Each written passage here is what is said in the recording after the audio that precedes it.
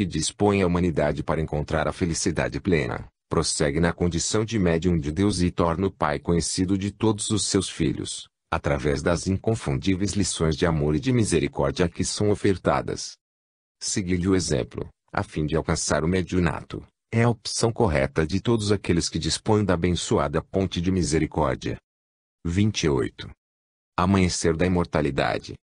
Desde épocas remotas que o fenômeno da morte é acompanhado por cerimônias depressivas, que assinalam o fim da existência corporal e procuram ocultar-lhe a realidade através de símbolos cabalísticos e representativos da destruição da matéria, ou em alguns casos, do aniquilamento da vida. De alguma forma, trata-se de uma conduta exterior para ocultar todo o sofrimento que decorre da desencarnação do ser querido, que encobre ou dissimula a ocorrência fúnebre. Rituais complexos, indumentárias sombrias, cânticos melancólicos, decoração carregada de sombras são o pano de fundo sobre o qual repousa no esquife o corpo de quem concluiu a jornada e é reverenciado pelos que permanecerão temporariamente, e desse modo exaltam-lhe as qualidades reais e as atribuídas pela bajulação, concede-lhe a glória celestial a peso de ouro, libera-o das graves consequências dos atos insanos, como se a divindade se submetesse ao talante das vaidades humanas. Sicários de povos que foram sacrificados, governantes odientos e impiedosos, réprobos morais, mas portadores de fortunas expressivas, recebem dos religiosos interessados nos seus bens homenagens póstumas e perdão dos crimes hediondos que praticaram, como se o simples morrer pudesse apagar todas as máculas e desgraças deixadas pelos caminhos percorridos. Muitas dessas cerimônias fúnebres escondem os ódios dos familiares que aguardam a apropriação dos bens que lhes serão passados legalmente, cumprem um dever social, sem qualquer sentimento de solidariedade e de compaixão por aquele que irá enfrentar os ditames da própria consciência, longe das fórmulas exteriores e das aparências faustosas. Aguardam que logo terminem as exéquias, a fim de volverem ao campo das ilusões em que se comprazem distanciados das responsabilidades para com a vida e em relação a eles próprios. Em algumas culturas do Ocidente, após o sepultamento agitado, os convidados retornam ao lado desencarnado para repastos de alto preço, nos quais os comentários desairosos sobre o falecido ocupam lugar de destaque nas conversações frívolas. Felizmente, os pobres e desafortunados da terra não dispõem de recursos para essas exéquias pomposas em nome da morte, e atravessam o mitológico rio Estígias na barca dirigida por Caronte, chegando à outra margem, sem os funerais perturbadores nem os comportamentos estranhos dos que irão disputar as heranças faustosas daqueles que partiram. A morte é a ocorrência inevitável que a todos alcança, que interrompe planos e atividades, sofrimentos e angústias, ambições e programas elaborados como se a existência física não tivesse limite. Antecedida por enfermidades diversas ou surpreendendo em impacto inesperado, essa fatalidade faz parte da experiência humana iluminativa através da reencarnação. O corpo, mesmo quando aquinhoado pelas bênçãos da beleza, da saúde, da harmonia, é sempre susceptível de alterações e desajustes que o fazem sucumbir. Morrer, portanto, é parte da programação existencial de que ninguém se poderá eximir. Vive cada momento da tua jornada como se fosse o último. Não te creias em regime de exceção ante a morte, porque esse privilégio não existe. Permanece vigilante na tua jornada humana. Recorda-te de que, por mais longa se te afigure, depois que passa, dar-te-á a impressão que foi breve demasiadamente, e que não tiveste o necessário tempo para bem atendê-la. Não postergues os deveres de libertação moral para melhor, nem acredites que amanhã poderás realizar o que hoje se te afigura como impossível. Atende a cada compromisso com responsabilidade e consciência de ação correta, porque eles fazem parte do teu esquema evolutivo e te acompanharão através dos resultados das ações perpetradas. Não te iludas quanto à possibilidade de driblar o acontecimento infausto, porque transitas numa faixa relativa da vida portadora de efêmera duração.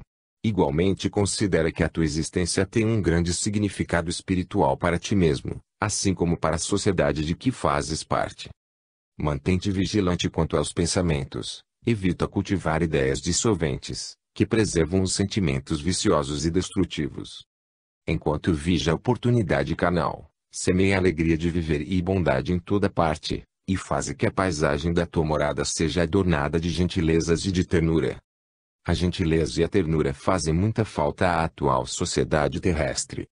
Sempre amado pelo egoísmo, o ser humano esquece-se que deve ser amado e nunca temido, pois que essa é a finalidade das conquistas morais que lhe estão programadas. O processo de crescimento que lhe cabe desenvolver é de natureza íntima, a fim de que brilhe a sua luz. Desse modo, nunca lamentes a desencarnação do ser amado, pois que havendo concluído a tarefa para a qual renasceu na matéria, deve retornar ao grande lar para futuros comprometimentos. Tem certeza que ele não te abandonará, manterá intercâmbio mental e emocional contigo, se permaneceres na faixa vibratória do amor sem apego, da saudade sem revolta, da gratidão sem amargura. Ademais, prossegue na construção do bem no mundo interior, porque ao chegar o momento do teu retorno, ele estará esperando-te com inefável alegria para o reencontro, após o qual não haverá mais separação. A morte não é o fim da vida, mas o início de uma outra sua expressão, que é a verdadeira.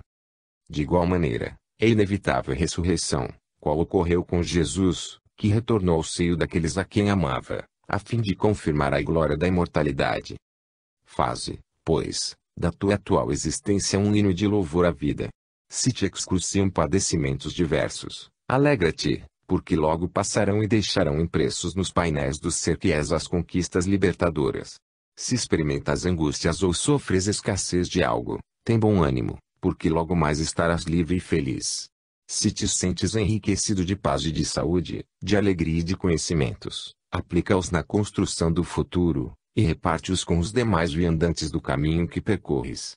E seja qual for a situação em que te debatas, lembra-te de que logo mais, ela cederá lugar ao sublime amanhecer da imortalidade. 29. Glória da imortalidade. O triunfo da imortalidade do espírito inicia-se no momento da sua ressurreição após a morte do corpo físico.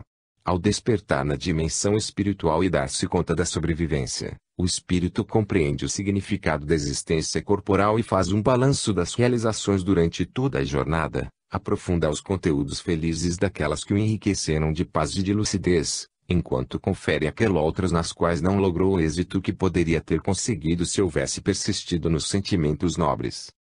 Dá-se conta da oportunidade que se lhe apresenta assim, como das infinitas possibilidades que passa a dispor, caso deseje avançar no rumo da plenitude.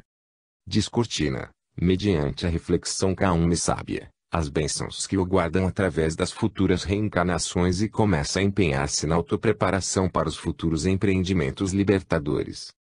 Indizível alegria invade-o ante a perspectiva de que é possível conseguir autoiluminação e que tudo quanto produza de bem ou de mal reverte-se em sua própria direção, propicia-lhe alegrias inauditas ou desventuras perturbadoras.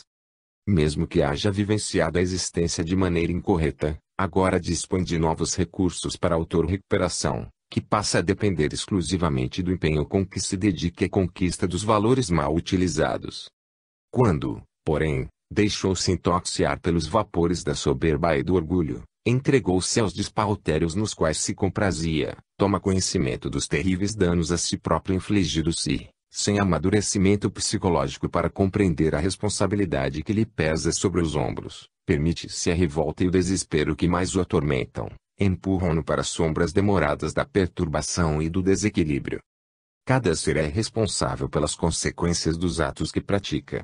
O seu livre-arbítrio proporciona-lhe a eleição do que considera como digno de respeito, arrasta-o, mesmo quando a contragosto, pelo caminho escolhido, naturalmente o induz a assumir os resultados de todas as atitudes. O Senhor do Universo não aplicaria mais de 2 bilhões de anos para que a vida se iniciasse no orbe terrestre até alcançar o nível da razão e do discernimento, da consciência e do saber, se a mesma não tivesse a finalidade sublime da perfeição. Negar-lhe a causalidade é fuga e transferência para ilusão, na qual se compraz o invigilante, que pensa em evadir-se das responsabilidades sob a vã justificativa da ignorância. Tudo no cosmo fala de ordem, de equilíbrio, de harmonia, mesmo quando se contempla o aparente caos, que oculta os princípios que o produzem, embora permaneçam desconhecidos. Há, portanto, em tudo e em todos a fatalidade para a glória da imortalidade em permanente triunfo. A vida jamais se extingue, desde quando foi iniciada. O espírito é criação do amor com o destino da alegria sem limites. Enquanto se transita na carne, A memória dos acontecimentos espirituais diminui de intensidade, momentaneamente bloqueada em parte, a fim de não gerar embaraços no processo de crescimento interior. As heranças atávicas dos instintos primários, não poucas vezes, tentam obstaculizar a lucidez do pensamento que aspira por mais altos voos na direção do infinito. Isso concorre para os equívocos morais lamentáveis e as fixações tormentosas no prazer, que nunca se faz saciado, sempre aspirando por novas sensações proporcionadoras de gozos. Os elevados conceitos de dever e de responsabilidade, invariavelmente, cedem lugar aos de direitos e permissões, sem a correspondente contribuição que confere essas ofertas existenciais. As mentes desvairadas pelos tormentos ancestrais, que se encontram fixados nos mapas do processo de crescimento ético-moral, elaboram, apressadas, informações diluentes dos sérios compromissos com a realidade, proporcionam comportamentos materialistas, utilitaristas, investem no aniquilamento do espírito a partir do fenômeno da morte orgânica. Embora a intuição e as lembranças vagas da imortalidade, da experiência fora do corpo, durante o interregno da desencarnação anterior e da reencarnação atual, o ser irresponsável e presunçoso vitaliza essa conduta aberrante e permite-se apenas o uso da indumentária fisiológica para satisfações egoístas em que se compraz. Arrebatado pela desencarnação que a todos alcança, desperta em desvario, procura o esquecimento absoluto, a ausência de vida, e encontra isto ante, experimentando, então, uma frustração terrível que o amargura e atormenta. A vida é constituída de valores bons e maus, a depender de como são aplicados por cada criatura, quando lhe cabe a sábia eleição que faculte o resultado da alegria inefável da consciência reta, que permanece fiel aos ditames da ordem e do dever. Porque a uns a vida exigiria ações dolorosas, fadigas e lutas, enquanto que a outros concederia somente comodidades e júbilos, numa eleição desigual e absurda. Desde que não existem privilégios nas soberanas leis que regem o universo, todos os seres que nele se encontram estão submissos aos mesmos códigos morais e responsabilidades espirituais, que permitem as bênçãos dos sorrisos, tanto quanto as dádivas das lágrimas. Vive, portanto, de tal modo que ao chegar o momento de despedida das vestes corporais, disponhas de recursos para a libertação plena do seu ergástulo que, por um período, permitiu-te fruir os meios que proporcionam um estado de paz. Enquanto estejas no corpo, utiliza-o com respeito e desincumbite dos deveres que te cabem, porque desencarnarás e conduzirás as ações em que te empenhaste e que se constituirão os recursos indispensáveis para a continuação da jornada. O mesmo ocorre com os familiares e amigos que fazem parte do teu relacionamento, assim como sucede com aqueles que te geraram dificuldades e criaram embaraços existenciais, sendo agora inimigos e perseguidores. Ninguém foge de si mesmo. A glória da ressurreição é o incomparável despertar para a vida em triunfo. Dia de finados. Aqueles que são considerados mortos encontram-se vivos em processo de autoavaliação dos próprios atos, ansiosos pela oportunidade de recomeçar e refazer os caminhos mal percorridos. À sua semelhança, aqueles que se empenharam na obra da verdade, também anelam pela felicidade de ajudar e de crescer na direção de Deus, o amor sem limites. Ora pelos que desencarnaram e ajuda aos espíritos encarcerados na matéria, que ainda ignoram o destino que os aguarda. E segue em paz, amando e servindo sempre. 30. Vencedor incomparável. O cadáver das nações vencidas encontrava-se exposto em decomposição moral, devorado pelos abutres do poder transitório, sucedidos sempre pelos mais fortes momentaneamente.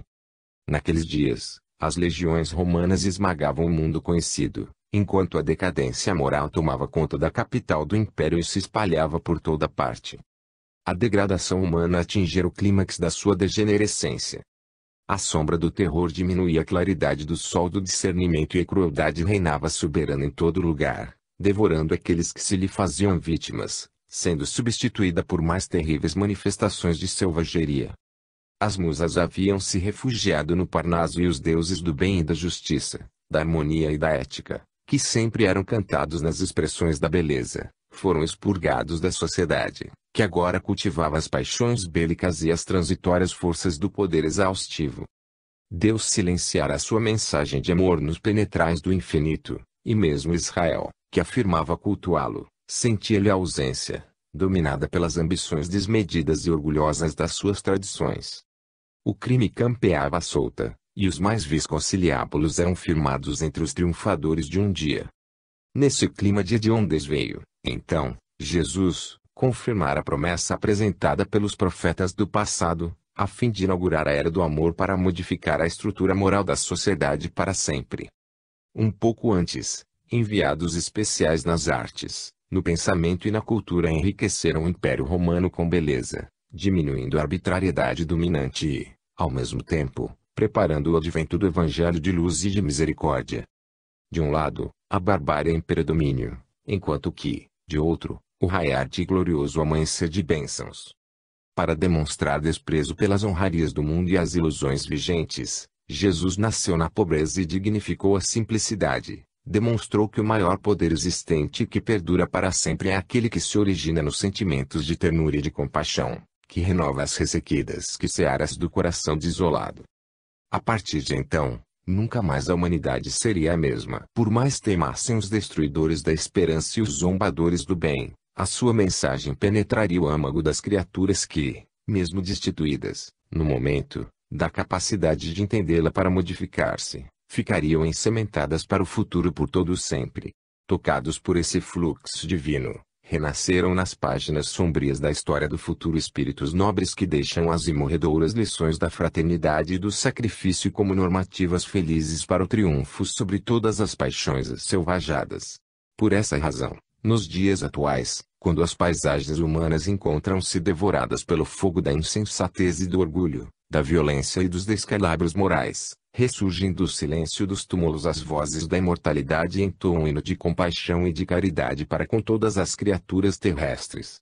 Repontam, em toda parte, aqueles mesmos espíritos que ouviram a mensagem no passado e não a souberam vivenciar, agora habilitados para transmiti-la aos ouvidos e aos corações dos sofredores de todo o jaez.